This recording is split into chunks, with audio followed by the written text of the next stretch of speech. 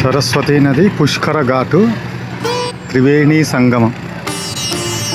ఎదురుగా కనిపించేది ప్రాణహిత నది, ఇటు సైడ్ నుంచి వచ్చేది గోదావరి నది, ఆ మధ్యలో పాయింట్ సరస్వతీ నది.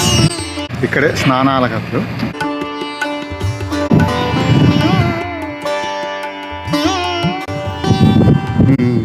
సరస్వతీ నది పుష్కరాలకు స్నానాలకు ఏర్పాటు చేసినటువంటి ప్లేసు త్రివేణి సంగమం. ఇక్కడే ఎదురుగా కనిపించేది ప్రాణహిత నది,